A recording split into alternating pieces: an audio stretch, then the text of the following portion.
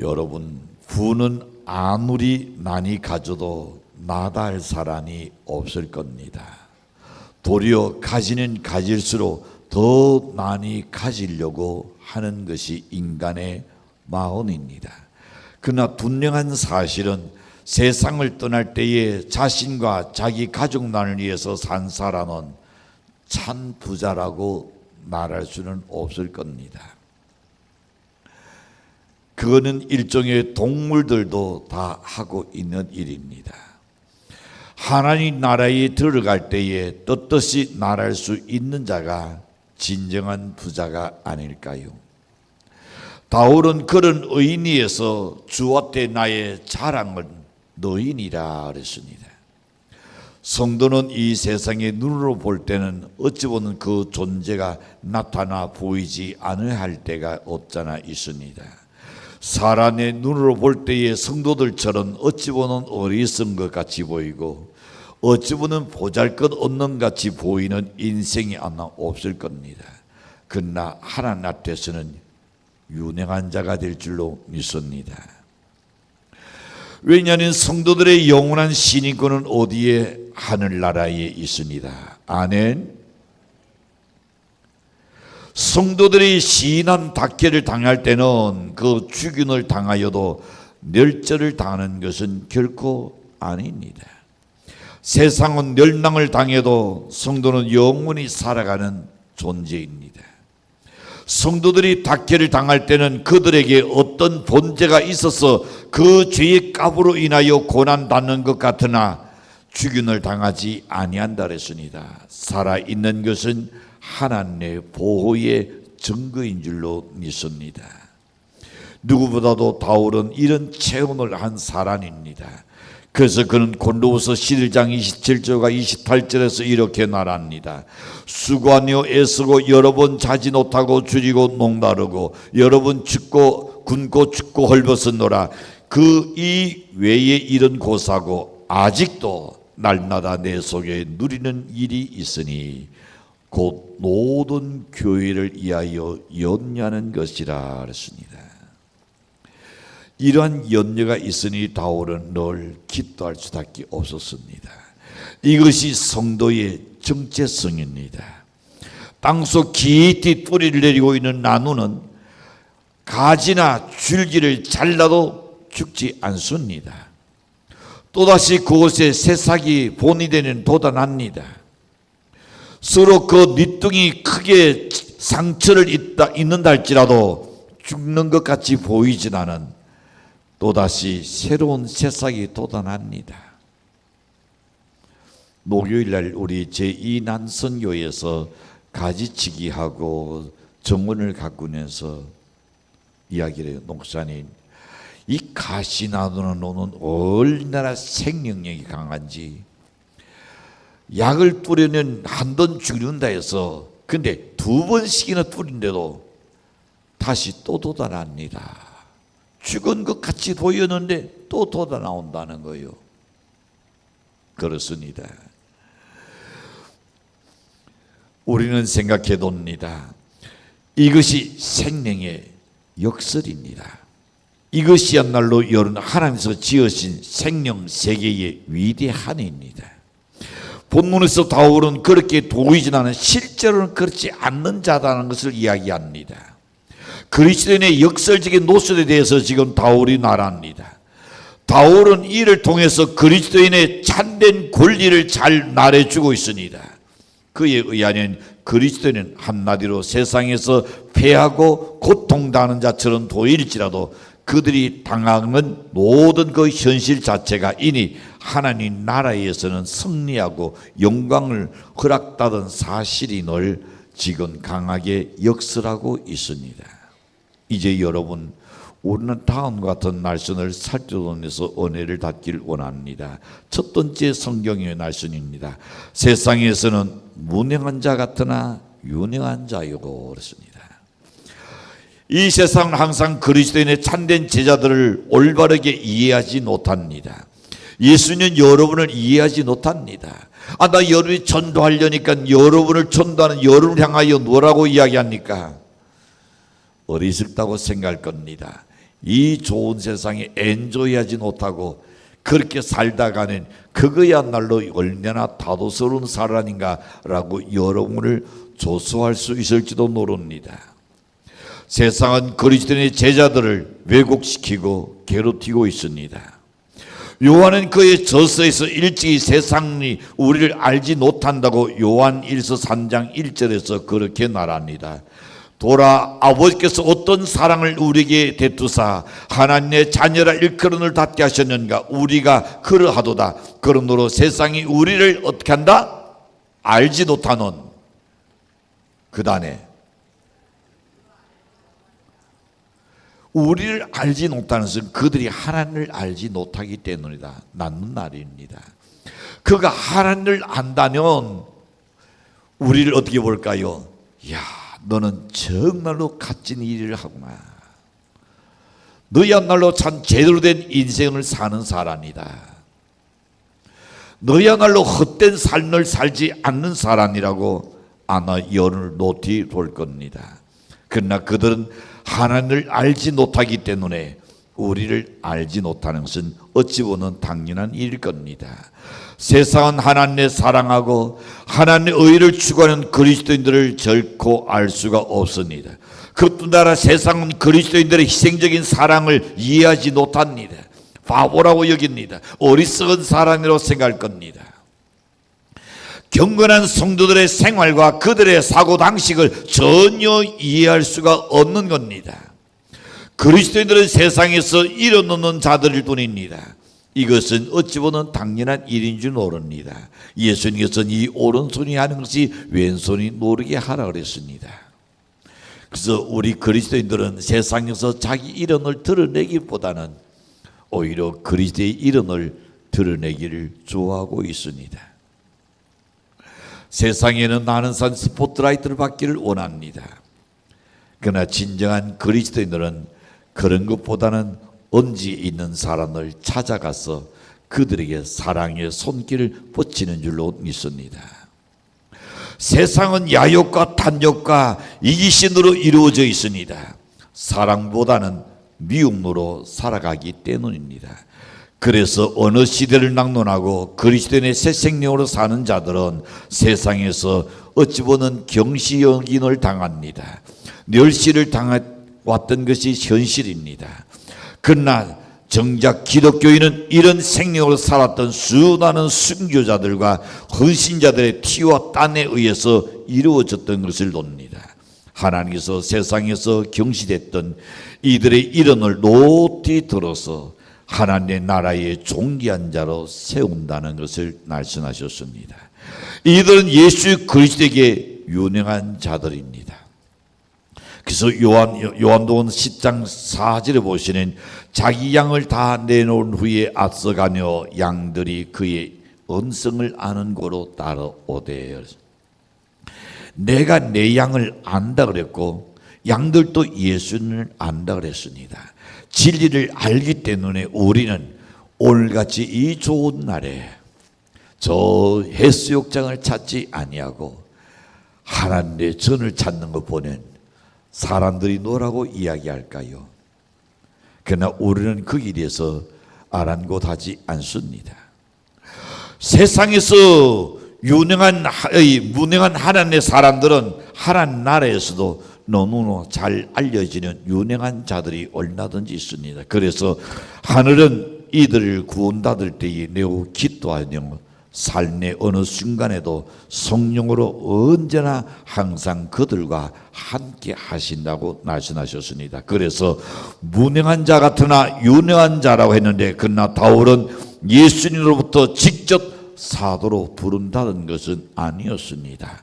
바울은 예수 믿는 자를 죽이려고 다메섹 도상에 이르렀을 적에 하늘로부터 나타나신 예수님의 언성을 듣고 변화된 사람이 바로 바울입니다. 그는 예수를 뒷따가던 사람이었습니다. 사도 바울은 신앙적으로 과거를 드러낼 만한 사람이 못 되었습니다. 그래서 많은 사람이 그를 비난하며 진짜 사도가 아니라고까지 초대교회에서 비난한 일들이 없잖아 있습니다. 그러나 사도 바울은 나는 예수 그리스도가 창세 전부터 나를 알고 사도 세우셨다. 예수 그리스도가 인정하는 그야말로 유능한 자다는 것을 그들에게 이야기합니다. 그것은 예수님이 자신을 알아주고 하늘나라가 자신을 인정하고 있다는 사실입니다. 우리가 구원받기 전에는 하나님 나를 택하셨는가 아무도 모릅니다. 그러나 예수를 믿고 나니까 하나님께서 이제 나를 아시고 이니 지정해 놓으시던 것 이제 하나님의 전으로 누구를 통해서 안오기를 통해서 나를 둘러내셔서 영생을 얻게 하셨구나. 그래서 사도 바울이 그것을 간증하고 있습니다. 여러분, 우리는 그리스도 안에서 무능한 자가 아니라 유능한 자인 줄로 믿습니다. 마리아는 무능의 여인이었습니다. 그녀는 베다니에 살던 평도단 여인입니다. 그에게는 학력도 없습니다. 가문도 없습니다. 재능도 없습니다. 그렇게 든든한 인물도 아니었습니다.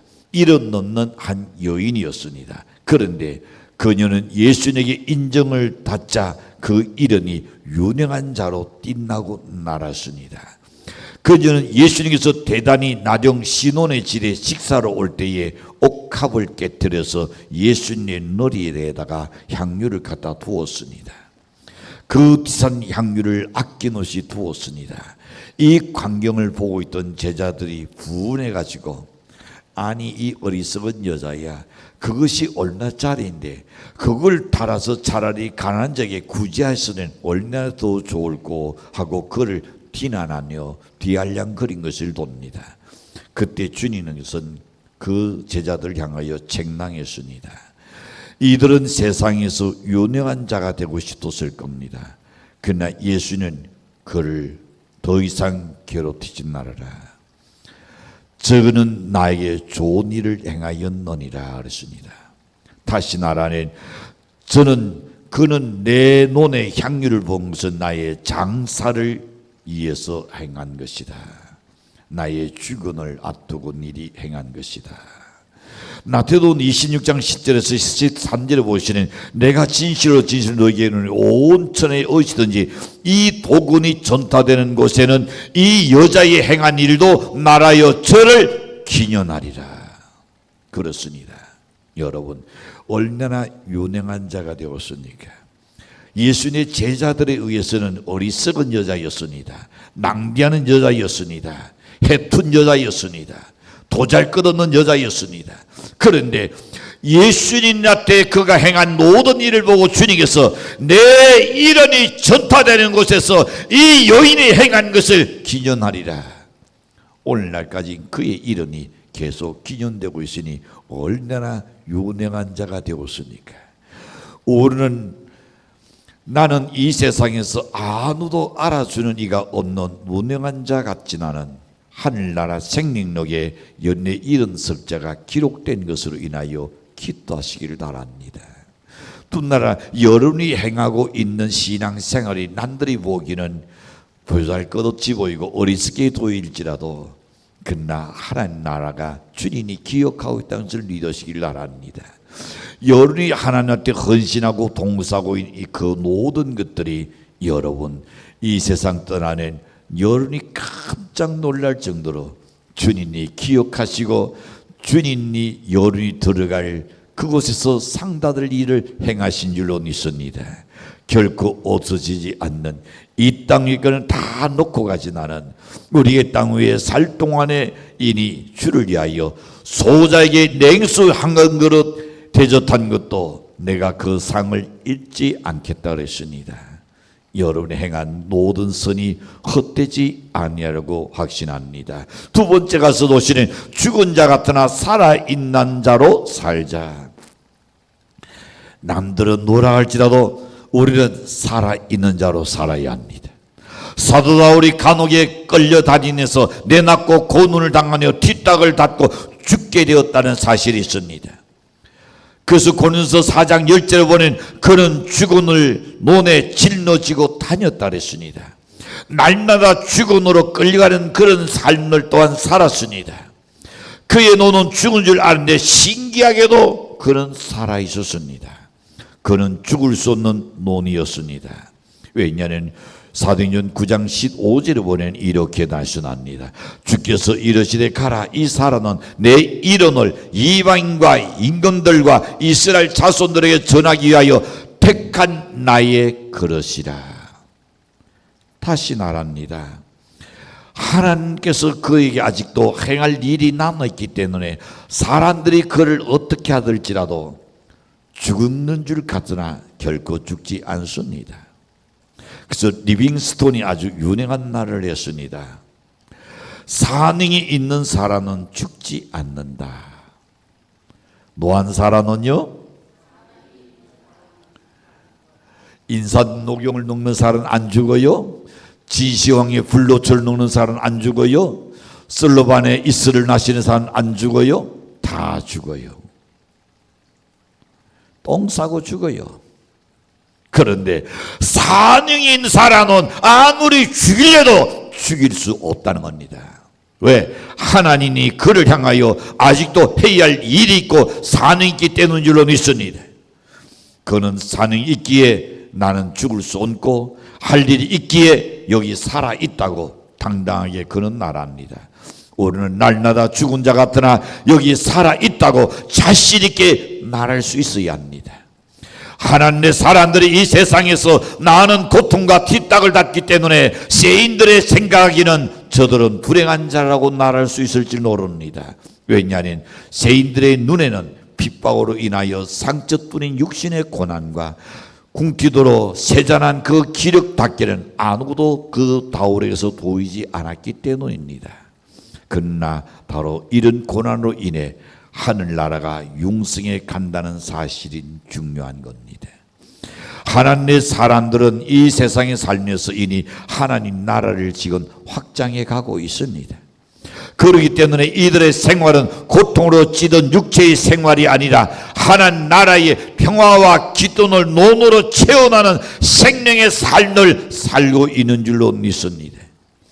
그리스도인의 삶은 죽어가는 그 논 안에서 하나님 나라를 경험하고 사는 것으로서 더 빛나고 생명력이 넘칠 줄로 믿습니다. 그들의 생활은 아름다운 정열과 향기 가득한 사랑의 실천으로 늘 가득한 삶이었습니다. 그리스도인의 삶이란 육체가 숨쉬는 것으로서 타락이 아니라 생명의 존재로서 기쁨을 누리는 삶인 것입니다. 근데 요즘 시대가 걱정입니다. 하나님의 나라를 위한 사명자가 없다는 것. 정말로 가슴 아픈 일입니다. 그 예전에는 신학대학에서 사람을 좀 보냈어요. 학생들을 좀 보냈어요. 그런 날 하지를 않았습니다. 오히려 나는 사람이 시연에서 탈락시키고 제외됐습니다. 지금은 어느 교단과 할 것 없이 모두가 다 부족합니다. 소위 고시 시험 치는 것보다 더 어렵다던 그곳에서도 지금 학생이 부족해가지고 교단에 벽을 넘어서 강고지가 옵니다. 학생들 좀 보내도 호소문이 옵니다. 여러분, 왜 그럴까요? 사명자가 사명이 아니라 생업으로 살려고 하니까, 직업적으로 살려고 하니까요. 맞습니다. 직업적으로 살려고 생각한다면 정말 불행한 사람이죠. 왜? 남들이 보기 불쌍해요. 남들이 공부하는 만큼 대학, 대학원 그리고 박사원까지 다 공부하고도 어때요? 세상이 나라는 그런 월급 그 정도 예우를 받지를 못하고 있지 않습니까? 그러니 안 하려고 그래요. 이 학생들이 어떻게 전도사나 부동사들도 노년에 파타임으로 하겠다 그래요. 풀타임 말고 파타임. 파타임하고 나머지 일은 어떻게 하겠냐? 월요일부터 금요일까지는 내가 세상에 나가서 일하고, 주일은 위에도 예배 드려야 하니까 토요일과 주일은 교회에 일하겠다. 그만큼 지금 영적인 세계가 어두워져 가고 있습니다. 은혜가 충만했을 때에 우리 한국에 사명자가 집회 때마다 나왔어요. 집회 때마다 부흥회 때마다 신학대학 가겠다고 자원하는 사람들이 줄줄이 나왔습니다. 지금은 없습니다. 자, 우리는 생각해 봅니다. 그리스도인은 체질과 품성과 모든 것이 하나님의 살아있는 생명의 법을 따라서 행동하고 살아야 합니다. 하나님께서 그리스도인들이 이 세상에서 경험하는 모든 것 속에서 살아있는 생명의 영으로 역사하는 것을 그걸 경험해야 합니다. 그걸 경험해야 나니 내가 죽은 자 같으나 그러나 살아있는 자로 살 수가 있습니다. 남들이 나를 향하여 뭐라고 비난할지라도 그러나 나는 아직 살아있다. 자신 있게 말할 수 있는 것은 그 속에 영이 살아있어야 합니다. 그래서 잠언 29장 17절 보시는 내 자식을 징계하라 그리하면 그가 너를 편안하게 하겠고 또 네 나온의 깃돈을 주리라 그랬습니다. 고난과 고통을 통하여 신앙에서 멀어지는 것이 아니라 도리어 고난과 고통을 통하여 경건하고 성결하고 진실하고 그리고 신실하게 살아가지고 우리의 그 살아는 후퇴하나 우리의 그 살아는 고통을 받지 않은 그러나 우리의 나오는 도리어 평안하고 기쁨이 넘치는 생활. 아마 은혜 입어보신 분들은 아실 겁니다. 은혜를 경험한 사람은 느낄 겁니다. 내 육신이 아무리 고달프달지라도 내 나오는 날로 새로워지는 건 날입니다. 하나님한테 엎드리는 그 순간에 내 가슴이 저려옵니다. 내 눈시울이 뜨거워지는 겁니다. 우리는 여러분 그 사람은 언젠가는 다 떠나야 합니다. 이 땅 위에 와서 흙으로 왔으니 흙으로 가는 겁니다. 그러나 중요한 것은 뭡니까? 우리의 영혼은 그 지으신 하늘나라로 가는 줄을 네가 알지어다. 솔로몬이 우리에게 준 경고입니다. 사도 바울은 사실상 여러 번 죽을 뻔했습니다. 그러나 그는 죽지 아니하였고 그가 그의 사명을 완전히 감당하기까지는 그의 생명을 앗아갈 자가 아무도 없었습니다. 그러므로 죽음의 신비를 알고 있는 바울은 감히 그는 고린도서 15장 31절에서 나는 날마다 죽노라. 날마다 죽노라. 뭐가 죽습니까? 인간의 자신의 정과 욕을 죽여야 합니다. 내 감정을 날마다 죽여야 합니다. 내 자아의 죽음을 훈련한 자다 말입니다. 내가 내 육신의 모든 정욕을 죽이지 않으면 살 수가 없는 겁니다.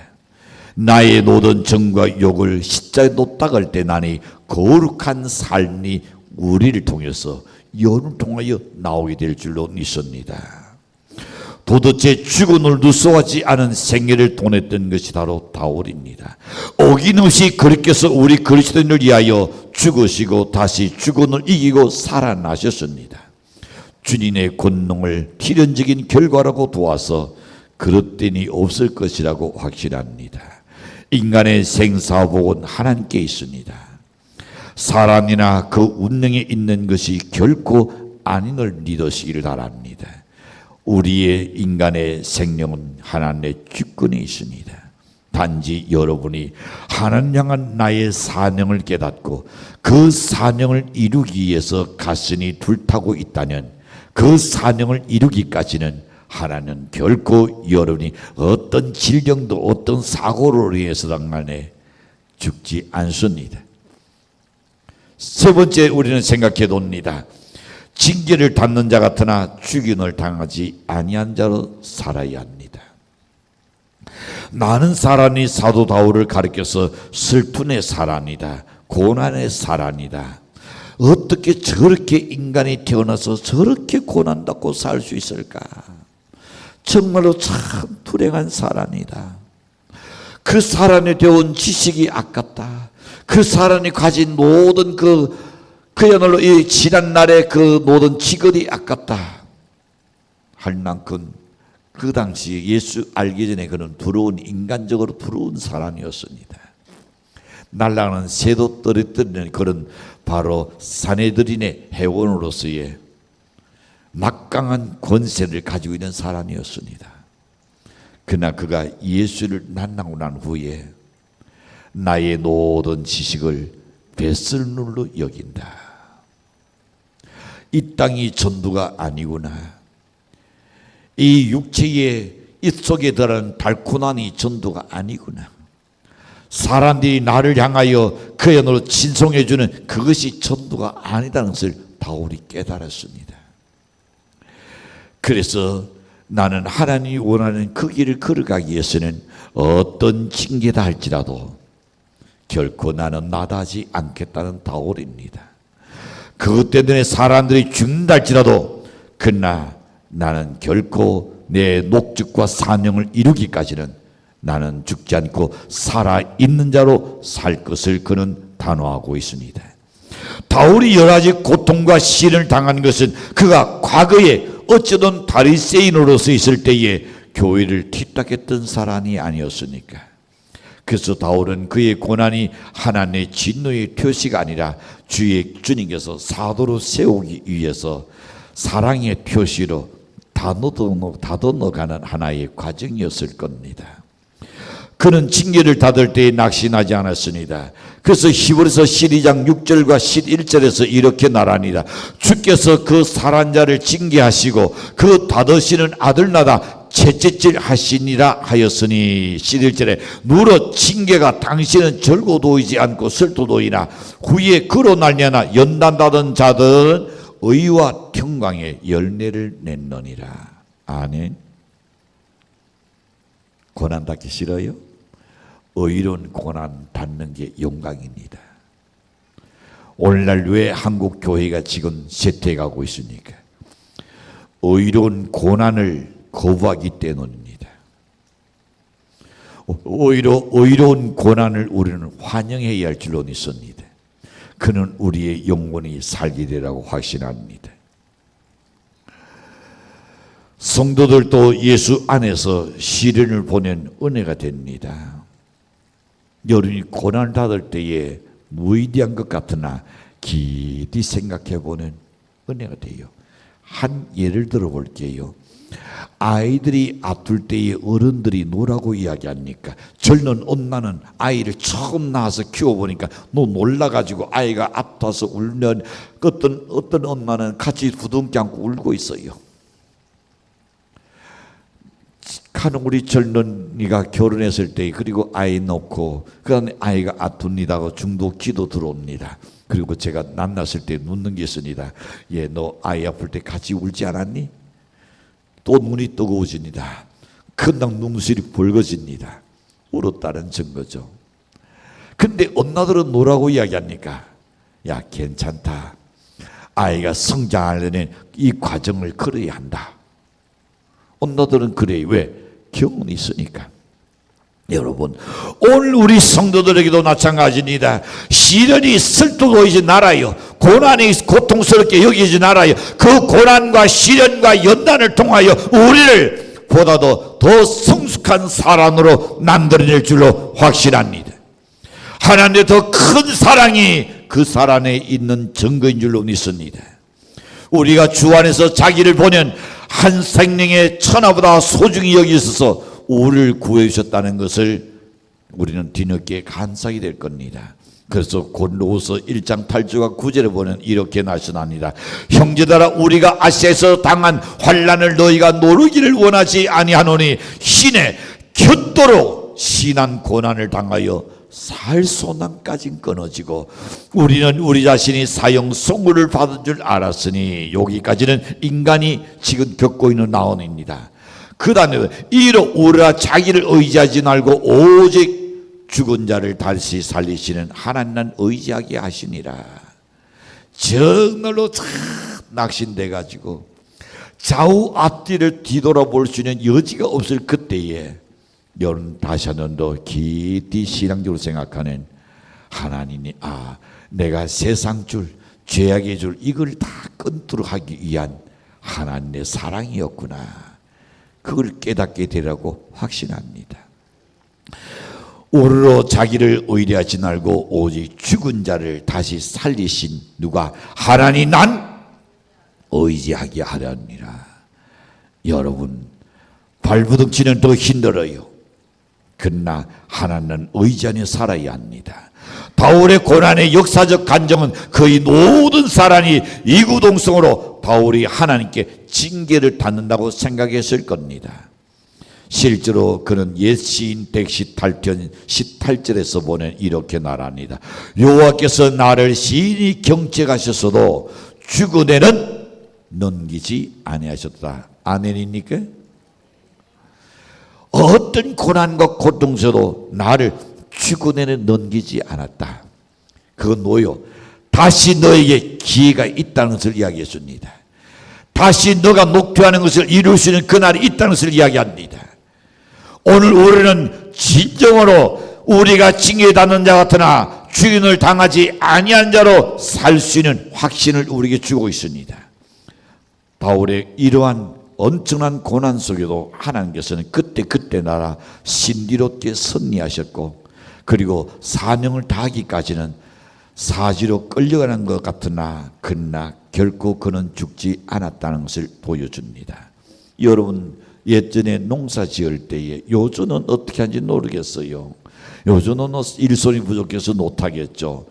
겨울에 보리밭에 가면 어떻습니까? 얼어가지고 다 보리가 떠 있습니다. 그럴 때에 보리밭에서 사람들이 자근자근 밟고 지나갑니다. 그걸 바라보고 사람들이 저 사람이 보리를 밟아서 죽이려고 하는구나 하는 사람 아무도 없습니다. 이 추운데도 불구하고 참 수고하구나. 주인은 열심히 힘껏 밟아줍니다. 그렇게 해야만이 어디 될까요? 그 보리는 뿌리를 더 든든하게 자라게 만들어주고 더 많은 결실을 만들기 때문에 그렇게 애써 하고 있는 겁니다. 우리 그리스도인은 어떤 고난과 고통과 징계와 핍박과 조롱 앞에서도 어떻게 살아야 할까요? 과연 무능한 자 같지 않은 유능한 자가 길을 걸어가는 사실을 바랍니다. 죽은 자 같으나 살아있는 자의 자신감을 갖고 사시길 바랍니다. 징계를 받는 자 같으나 죽임을 당하지 아니한 자로 살게 되는 자신 있게 당당하게 외칠 수 있는 자들로 살아서 최후의 승리는 연애 끝인 줄 믿으실 주님으로 간절히 축복합니다.